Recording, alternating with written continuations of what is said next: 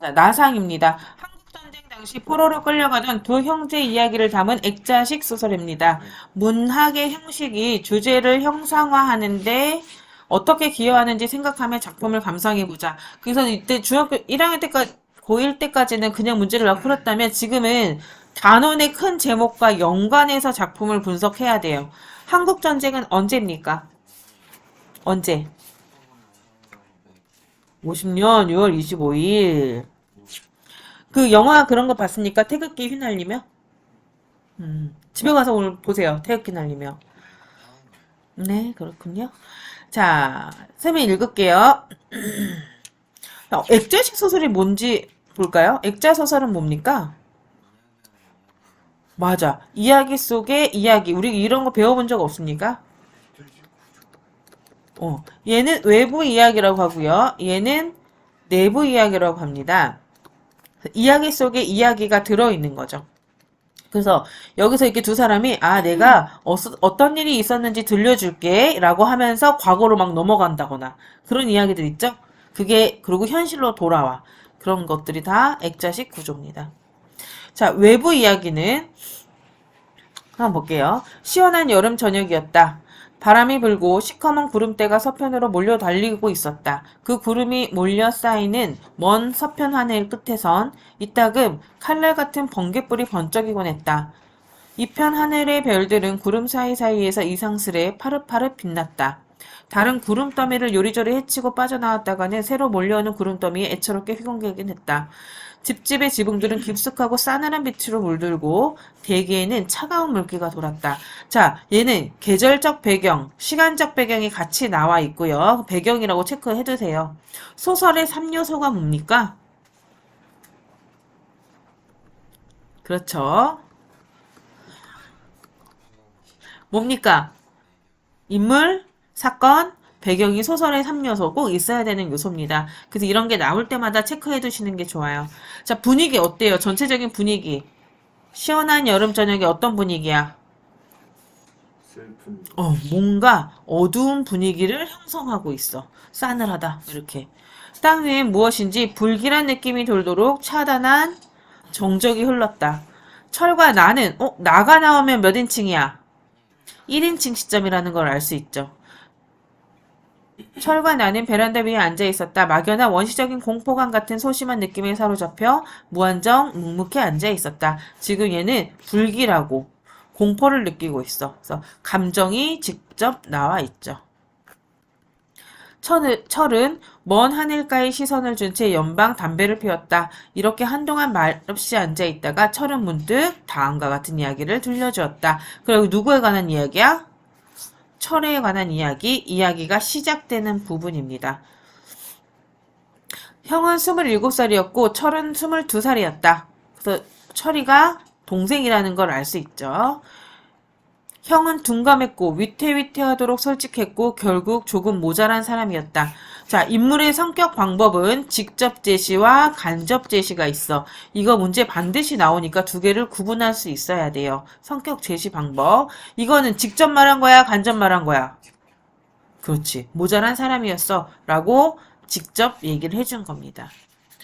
해방 이듬해 38선을 넘어올 때 모두 긴장해서 숨도 제대로 쉬지 못하는 판에 큰 소리로 야, 이게 바로 그 38선이구나. 야하 라고 얘기했어요. 이래 나서 일행 모두의 간담을 서늘하게 한 일이 있었다. 아버지는 그때도 형을 쥐어박았고 형은 엉엉 울었고 어머니도 찔끔찔끔 울었다.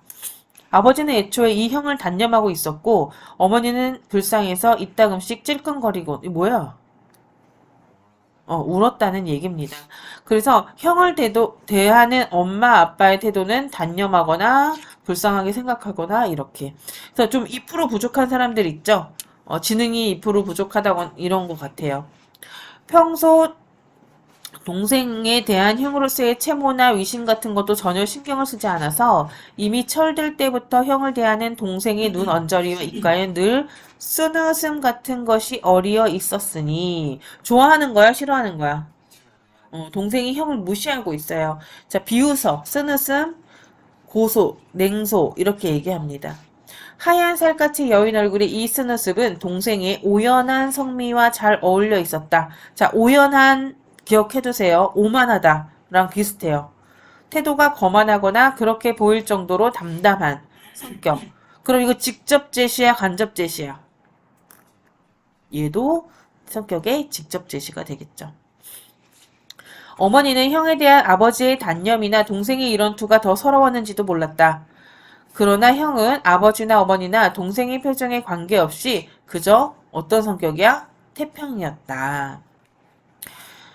자, 6.25 사변이 일어나자 사변은 한국전쟁을 말합니다. 형제가 다 군인이 되었다. 1951년 가을 제각기 북의 포로로 잡혀 북쪽 후방으로 인계돼 가다가 둘은 더럭 만났다. 각각 잡혀있다가 만나게 된 거예요. 해가 질 무렵 무너진 통천읍 거리에서였다. 형은 대뜸 울음보를 터뜨렸다. 펄렁한 야전 잠바에 맨머리 바람이었고 펄럭털럭한 군화를 끌고 있었다. 동생도 한순간 흠칫했으나 형이 울음을 터뜨리자 난처한 듯 살그머니 외면을 했다. 형에 비해선 주제가 조금 깔끔해서 산뜻한 초록색 군 작업복 차림이었다. 자, 이걸 외양묘사라고 하죠. 그리고 동생과 대비되는 부분이에요. 우연히 포로로 갔다가 만났대. 10월달 밤이라 꽤 선들선들했다. 멀리 초일의 달 밑에 태백산 줄기가 서늘히 뻗어 있었다. 형은 동생 곁에 누워 자꾸 훌쩍거리기만 했대. 일행 모두가 잠들었을 무렵 경비병들도 사라진 불 곁에 둘러앉아 잠이 들었다. 하늘 한복판으론 이따금 끼룩끼룩 밤 기러기가 울며 이거 뭐지?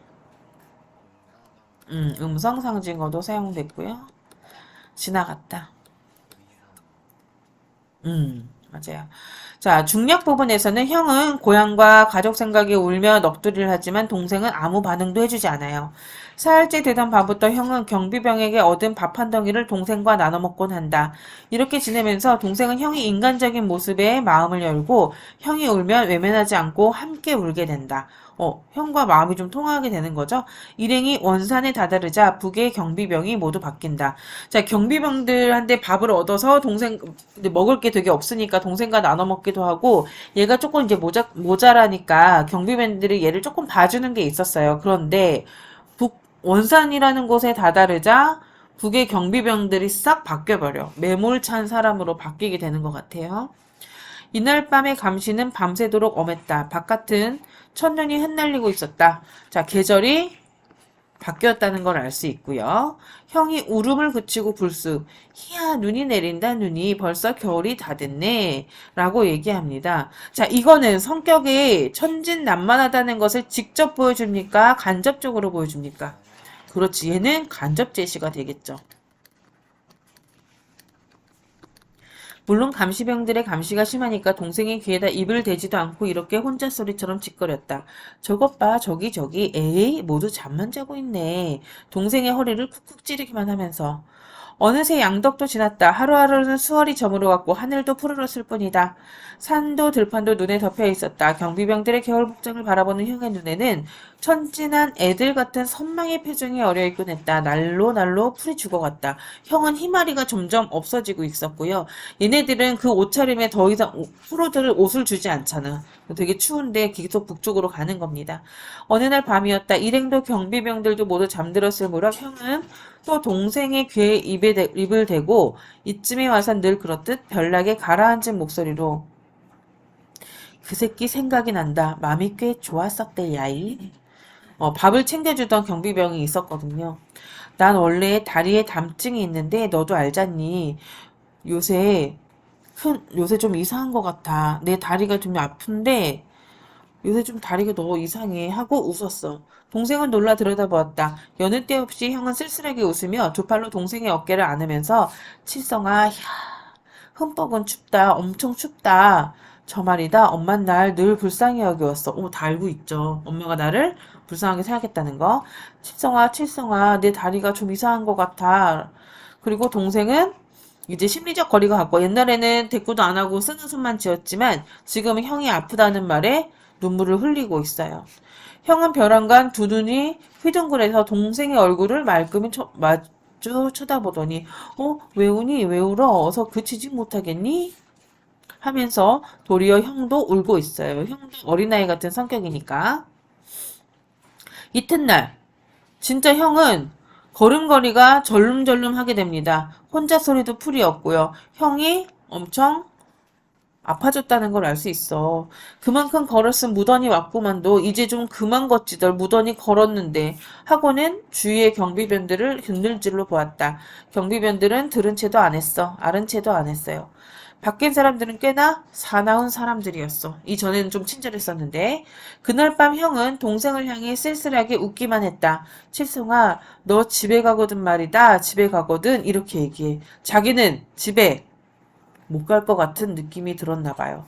학원은 무슨 생각이 났는지 벌쭉 웃으며 이히 내가 무슨 소리라니 네가 집에 갈 땐 나도 갈 텐데 안 그러니? 내가 정신이 빠졌네.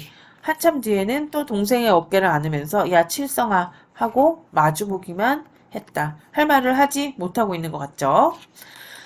자, 또 바깥은 바람이 쐈다. 고정문이 습기 어린 소리를 내며 열리고 닫히곤 했다. 문이 열릴 때마다 눈 덮인 초라한 들판이 부유스름하게 아득히 뻗어져 있었다. 자, 이렇게 날씨가 여기서 작품에 군데군데 들어있는데 날씨가 심리적인 거, 사건 이런 것을 암시해주는 역할을 하기도 합니다. 뭔가 좀 불안하죠? 동생의 눈에선 또 눈물이 비져 나왔다. 형은 또 발칵 성을 내며 왜 우니? 왜? 하고 더 울었어. 형제들이 지금 너무 막 울고 있어. 왜 우는 거야, 자꾸? 왜 슬퍼? 형이 아픈데 이게 나을 것 같지 않고 얘네 포로로 잡혀가는 상황이라서 치료를 받을 수도 없거든요. 자, 며칠이 지날수록 형의 걸음은 더 절룩거려졌다. 행렬 속에서도 별로 혼자 소리를 짓거리지 않고 평소에 형답지 않게 꽤나 조심스러운 얼굴빛이었다. 둘레를 두리번거리며 경비병의 눈치를 힐끔거리기만 했다. 이젠 밤이 돼도 동생의 귀에다 입을 대고 짓거리지 않았다. 그러나 먼 개 짖는 소리 같은 것에서는 여전히 흠칫흠칫 놀라곤 했다. 동생은 또 참다 못해 눈물을 흘렸는데 그러나 형은 왜 우냐고 화를 내지도 않고 같이 울지도 않았어. 자, 형이 이런 모습을 보면서 동생은 더 울었죠. 자, 그날 밤. 뭔가 그날 밤이라고 나오면 무슨 사건이 일어날 것 같죠? 바깥엔 한방눈이 내렸다. 자, 눈이 많이 왔어. 형은 불현듯 동생의 귀에다 입을 댔다. 너 무슨 일이 생겨도 나를 형이라고 그러지 마라. 라고 얘기합니다. 여느 때답지 않게 숙성한, 성숙한 사람 같은 말소리였다. 울지도 말고 모르는 채만 해. 꼭 이렇게 얘기합니다. 어떻게 될 것 같아, 자기가? 자기가 죽을 것 같아. 근데 내가 죽었다고 동생이 만약에 울면 동생도 피해를 입을 것 같은 거지. 그래서 내가 죽어도 너는 울지도 말고 모른 척 해야 해. 라고 멀쩡한 사람 같은 목소리로 이야기를 합니다.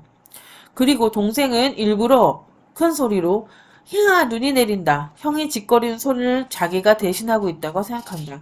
자, 동생은 일부러 밝은 척해요. 형이 했던 것처럼 야 눈 오네 라고 일부러 밝은 척을 하죠. 이러면 더 비극적인 분위기를 높여주는 겁니다. 자, 그러나 이미 형은 그저 꾹하니 굳은 표정이었다. 동생은 안타까워 또 울었다. 형을 끌어안고 귀에다 입을 대고 형아, 형아, 정신 차려 라고 얘기합니다. 자, 이튿날, 다음날, 한낮이 기울어져 영기슭에 다다르자 형은 동생의 허벅다리를 쿡 찌르고는 걷던 자리에 털썩 주저앉고 말았다. 신호를 보내는 거죠. 나 이제 다 된 것 같아. 나 아는 척 하지 마. 라고 신호를 보내고 주저앉습니다. 형의 걸음걸이를 주의해 보던 한 사람이 뒤에서 따발총을 휘둘러 쏘았다. 형은 앉은 채 앞으로 꼬꾸라졌다. 그 사람은 총을 어깨에 둘러매며 며칠을 더 살겠다고 뻐득대길 하면서 그 자리에서 형을 죽여버렸어요. 자, 이 이야기를 들려주는 거죠. 자, 외부 이야기가 나옵니다. 이 동생 철이의 이야기란 대강 그러했다. 여름 날씨란 변덕도 심하다. 금세 소나기가 쏟아질 것 같던 서편 하늘의 구름이 어느새 씻은 듯 없어졌다. 온 하늘에는 별들만 새까맣게 깔려있고 초일의 달이 한복판에 걸려있다. 바람은 더 세차게 불고 지붕들은 깊숙하고 싸늘한 빛으로 물들고 땅 위에는 차단한 정적이 흘렀다. 자, 그 뒷부분에서는 철은 나에게 형제 중에 누가 더 둔감했다고 보는지 물은 후 동생이 만포진의 수용소에 있다가 포로 교환돼 나왔다고 말한다. 그리고 자신의 어릴 적 이름이 칠성이었다라는 것을 고백하며 이렇게 내가 현실에 순응하며 살았었어. 이것이 내가 옳은 것인가? 라고 의심해 본다. 라는 내용입니다. 어머 슬프죠? 살려고 했던 여기서 나타내고자 하는 바는 뭘까? 이 소설에서 이 작가가 이 얘기를 쓰면서 무슨 생각을 했을까? 가족의, 이게 힘든 상황에서도 가족 간의 사랑 중요해 라고 얘기하고 또, 전쟁 때는, 너희들 뭐 영화나 드라마 같은 거 보면 알겠지만, 전쟁 때는 무고한 사람들이 많이 죽게 되죠. 그리고 그 사람을 나랑 또 똑같은 사람으로 생각하지 않아. 그걸 뭐라 그래? 인간으로 생각하지 않아. 사이코패스요. 비인간성을 말하는 거죠. 전쟁에서. 자, 그거를 비판하려고 하는 거겠죠? 자, 이야기 속에 이야기가 들어있으면 액자소설이고요. 한국전쟁 당시부터 그 이후로 북으로 이송, 끌려가는 길이고요. 자, 1인칭 관찰자 시점, 겉에서는 나가 이야기를 진행하고 여기서는 전지적 작가 시점으로 철이의 이야기를 들려줍니다. 자, 주제. 근원적 인간성의 소중함과 극한 상황 속에서 모색하는 올바른 삶의 자세. 극한이 뭐예요? 이렇게 생명까지 위협받는 상황에서 어떻게 살아야 하는가? 라고 얘기를 해주는 거죠. 그리고 이야기 속에 이야기 들어있고 과거와 현재가 교체됩니다. 교차돼. 이거 알아두시고요.